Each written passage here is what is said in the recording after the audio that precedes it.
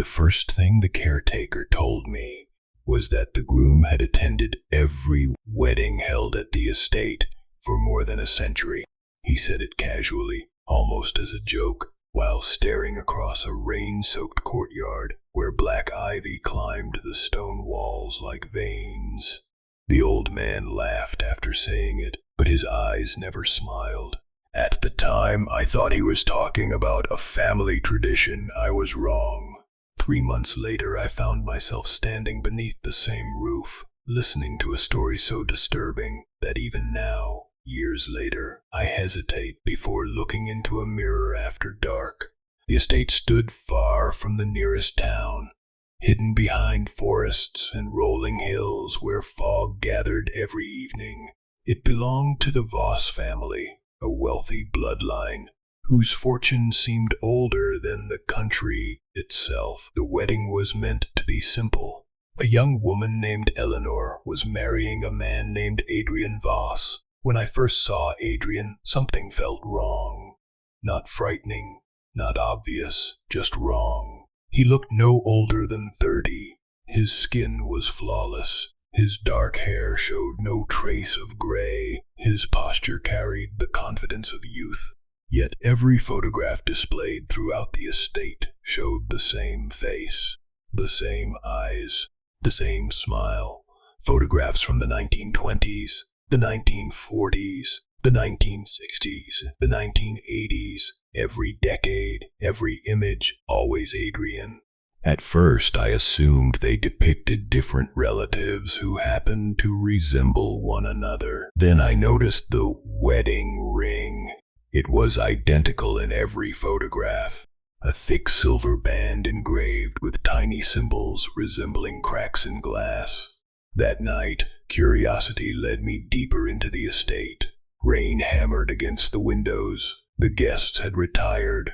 The corridors stretched endlessly beneath flickering lamps. I found myself wandering toward the oldest wing of the mansion. The air grew colder there. A strange metallic smell lingered in the darkness, like old coins soaked in water. Near the end of a hallway, I discovered a locked door. Its frame was covered with carvings, mirrors, eyes, wedding bands, and a phrase etched repeatedly into the wood. The vow outlives the flesh. The vow outlives the flesh. The vow outlives the flesh. Something about those words made my stomach tighten. Then I heard footsteps. I turned. An elderly woman stood behind me. Her face was pale, terrified. She introduced herself as Margaret, the estate's former housekeeper. Without asking why I was there, she whispered a question. "Did you see him in the photographs?" I nodded. The color drained from her face. "He hasn't aged since 1897. The hallway suddenly felt much colder. Margaret stared toward the locked door. Then she told me about the hidden groom ritual. According to her, it began generations ago when a Voss ancestor discovered something beneath the estate. A chamber hidden beneath the wine cellar. A place built long before the mansion existed. Nobody knew who constructed it. Nobody knew why. But deep within the chamber stood a mirror unlike anything on Earth. Its surface wasn't glass. It moved, slowly, like black water trapped inside a frame. The first groom entered, seeking eternal youth. The mirror answered, but every gift demanded payment. The ritual granted a single year of perfect youth. In exchange, the groom sacrificed a fragment of himself, not flesh, not blood, something worse, an emotion, a piece of his humanity. Each year required another offering, another loss, another wound no doctor could diagnose. Margaret stopped speaking. Outside, thunder rattled the windows. I asked what happened to the men who accepted the bargain. Her answer came almost immediately. They stayed young forever. A pause followed. Then her voice trembled. But they stopped being human. The next day, I couldn't stop watching Adrian.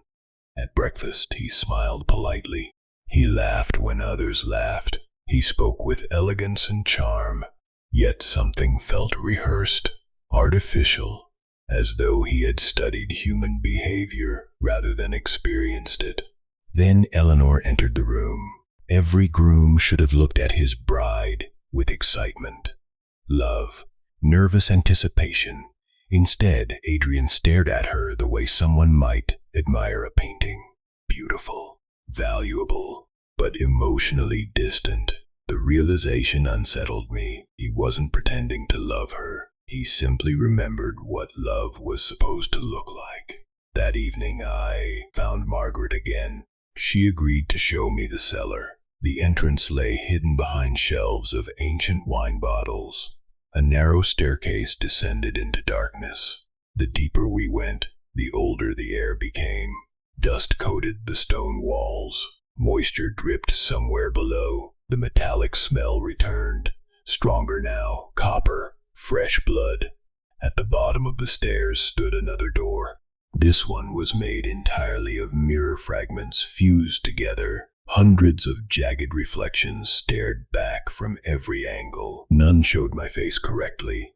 Some reflections smiled, others frowned. One appeared to blink. Margaret refused to enter. Her hands shook uncontrollably. You must understand what he is becoming. Then she left, alone. I pushed the door open. The chamber beyond seemed impossibly ancient. Circular walls surrounded a stone altar. Thousands of scratches covered every surface. Some looked deliberate. Others resembled desperate claw marks. At the center stood the mirror, black, silent, waiting. The sight of it triggered an immediate sense of dread. Every instinct screamed that I should leave. Instead, I noticed journals stacked beside the altar. Dozens of them, all bearing Adrian's name. I opened the earliest volume. The handwriting was elegant, confident. The entries described the original ritual, a wedding night, a desperate bargain, a promise of eternal youth. Then the sacrifices began. Year 1, joy. The mirror demanded his ability to feel pure happiness, not memories, not understanding, the feeling itself. Afterward, he could recognize happiness in others, but never experience it personally. Year 2, compassion. The capacity to truly share another person's pain vanished. Year 3, wonder. The ability to feel awe disappeared. As the years passed, the losses became increasingly disturbing. Empathy, nostalgia, hope, affection, trust, gratitude. Each year removed another piece. Each year granted perfect youth. The entries became colder, more detached. By the 20th journal, Adrian described human emotions the way a scientist might describe insects. By the 40th, he seemed unable to understand why people cried during funerals. By the 60th, he referred to love as a useful social illusion. I continued reading. The horror deepened, because the sacrifices didn't simply vanish. They left scars, invisible wounds upon the soul. Adrian described seeing them whenever he approached the mirror, dark cracks spreading across a reflection that nobody else could see.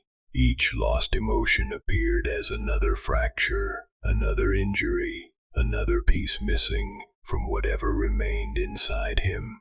Yet outside the chamber, his body remained perfect, young, healthy, beautiful.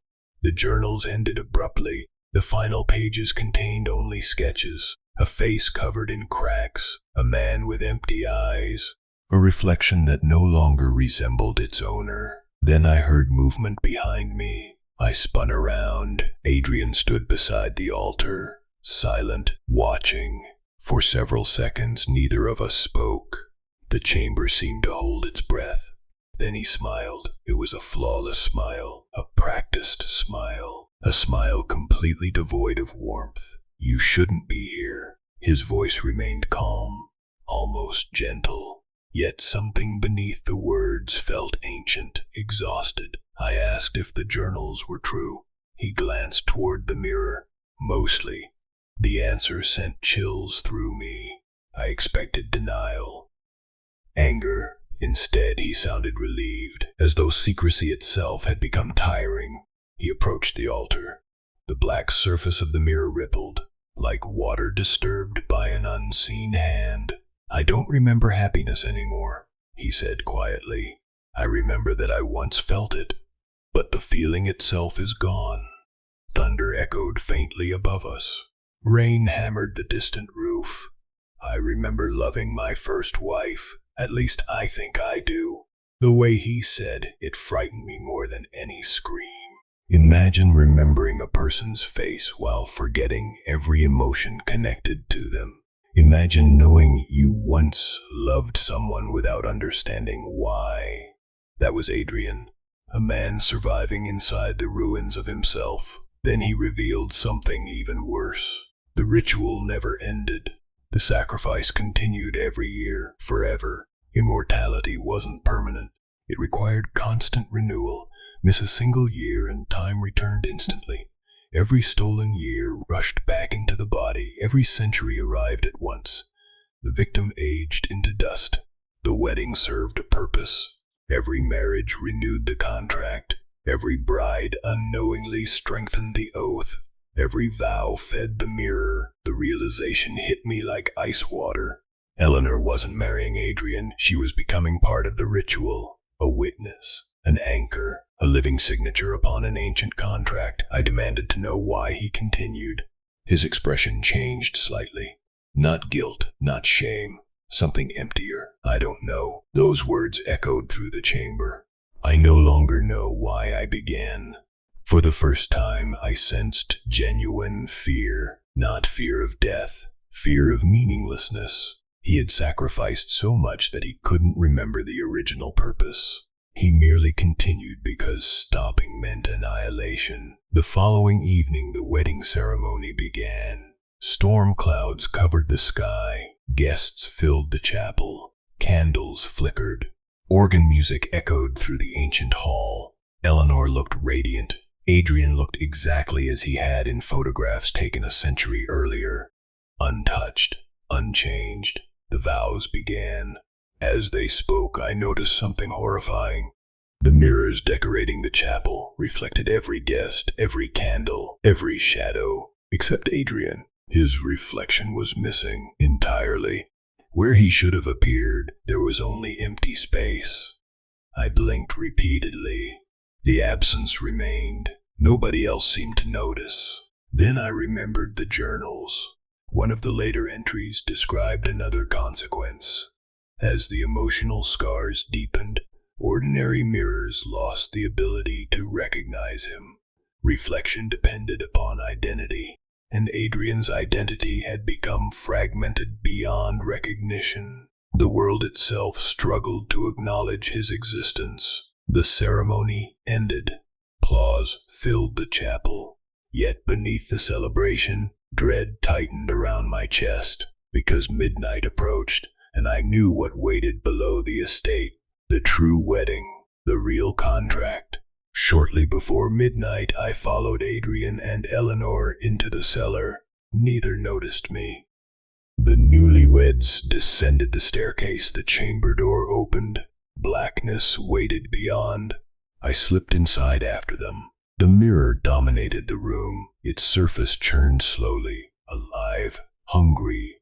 Eleanor looked confused, nervous. She clearly hadn't been told everything. Adrian guided her toward the altar. His expression remained unreadable. Then the mirror spoke, not aloud. Inside my mind, inside hers, inside his. A voice composed of countless whispers layered together.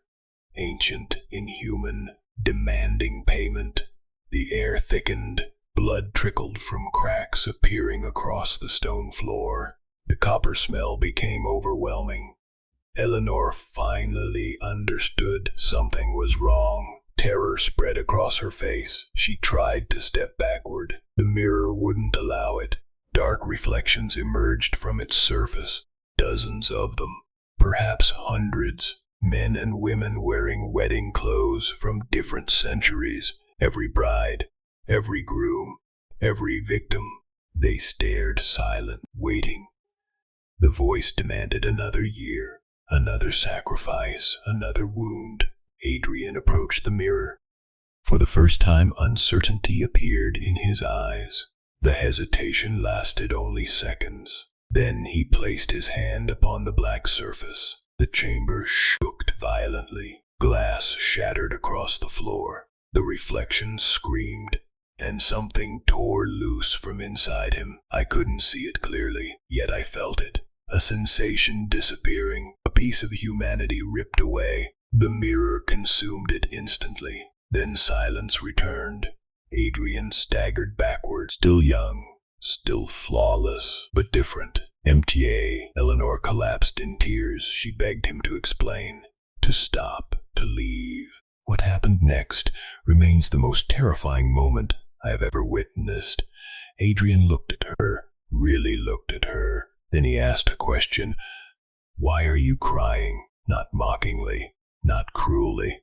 He genuinely didn't understand. Whatever emotion had been taken this year had erased his ability to comprehend grief itself. The sight broke something inside Eleanor. She realized the truth. The man she married no longer existed. Only the shell remained. The body, the habits, the memories. The real Adrian had been sacrificed piece by piece across generations. Then the mirror spoke again.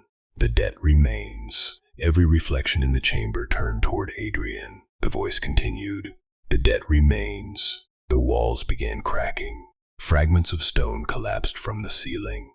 The mirror darkened further, almost black enough to swallow light. Adrian suddenly appeared frightened. For the first time, he approached the altar desperately, demanding answers. The voice responded. A century of bargains had created a problem. There were almost no emotions left to surrender. The soul beneath the scars had become dangerously thin. Eventually, the ritual would require something greater. Not an emotion, not a memory, everything, the entire self. Adrian stood frozen. The realization settled over him like a funeral shroud. The immortality he pursued had always been temporary. The debt had merely been growing. Waiting, patient, infinite. One day the mirror would collect the final payment, and nothing would remain.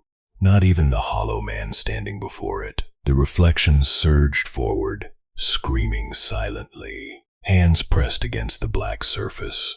Faces twisted with terror. Former participants, former grooms, former brides, all trapped within the bargain, all waiting for release that would never come. The chamber trembled violently. Eleanor grabbed my arm. Together we fled toward the stairs. Behind us, Adrian remained before the mirror, alone, motionless, as though finally understanding the fate he had purchased. The last thing I saw before reaching the door was his reflection appearing briefly within the black surface. Not young, not handsome, not human. A shattered figure covered in endless cracks. A soul broken into pieces. Then the chamber door slammed shut. We escaped the estate before dawn. Neither of us ever returned. Years passed. Eleanor disappeared from public life. The mansion remained abandoned. Nature slowly consumed the grounds. Yet the story doesn't end there. Because 6 years ago I attended another wedding. Different city, different family, different guests. Everything was different, except the groom. As he stood beside the altar, smiling politely beneath candlelight, I recognized him immediately. Adrian Voss, young, flawless, unchanged. No one else seemed alarmed. No one else knew. During the ceremony, I glanced toward a nearby mirror. Every guest possessed a reflection. Every candle appeared. Every shadow remained visible. But Adrian was absent. Only empty space stared back. Then he turned toward me. For a brief moment our eyes met, and something impossible happened. He smiled in recognition, not with joy, not with malice, not with affection. Those emotions were long gone. It was simply the expression he remembered people were supposed to make, and somehow that made it worse. Because I understood the truth. The blood oath remained active. The mirror still waited somewhere beneath the world. Another year would soon require payment. Another piece would vanish. Another scar would appear upon a soul already shattered beyond repair. One day the debt will come due. One day the mirror will demand everything. And when that happens, I suspect every stolen year will be reclaimed at once. Every forgotten bride, every sacrificed emotion, every broken vow. The mirror has waited more than a century. It can wait a little longer. But somewhere, beneath stone and darkness, a groom who cannot see his own reflection is still standing before an altar, still trading pieces of himself for another year of youth.